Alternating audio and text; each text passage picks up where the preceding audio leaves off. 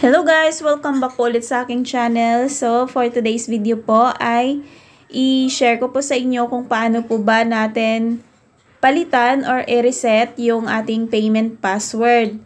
Yan, kung sakaling mag-withdraw na po kayo guys tapos hindi nyo natandaan or naalala yung inyong nilagay na password dati, and ituturo ko po sa inyo, i-share ko po sa inyo. So, sa akin, meron na tayong 100,000 points. So, pwede na siyang ma-cash out.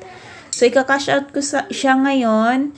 Maglalagay tayo ng payment password. So, kung wari, hindi na natin naalala, hindi ko maalala. So, lagyan natin ng kung anong password. So, verify. Ayan, password incorrect. Ayan. So, ang gagawin po ay balik po tayo doon. Cancel lang po natin yan. Balik po tayo doon sa inyong profile dashboard. Tapos, dito sa baba, merong settings dyan. Settings. Click nyo po yan. Dito sa taas, merong account manager. Ayan, may dalawang password po yan. So, dito tayo sa security password. Kasi dito po yung password used for payments and transfers. So, ito po yung ating papalitan. Kasi dito sa taas, ay itong password na to ay used for account login. So, pag nagla-login po kayo, kung naglagay kayo ng password before at hindi nyo naalala, so dito po kayo mag-set. Ayan. So, i-change lang natin to. Click nyo yung change.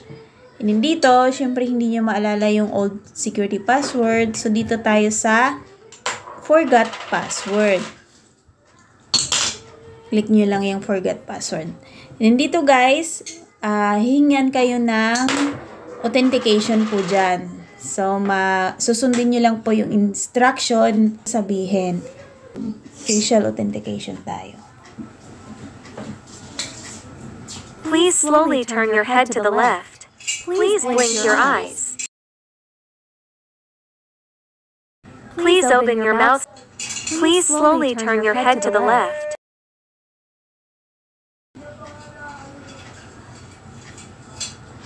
Yan. So, yan na siya guys. Maglagay na kayo ng security password dyan. Tapos, sure. Ayan. So, na-change na po natin yan. Tandaan nyo na po yan. At, balik na po kayo doon sa withdraw. Ganyan lang siya dali po palitan ng security password. Pag nakalimutan po ninyo. So, dito yung new password na po. Yan. So, success na withdraw na po natin. So, hintayin na lang natin yung ating kinash out. Check natin sa details. Tapos, cash out. So, ayan. Normal. Hindi pa siya dumating sa ating GCash. So, yun lang po guys yung pagpalit ng password or pag-reset ng password.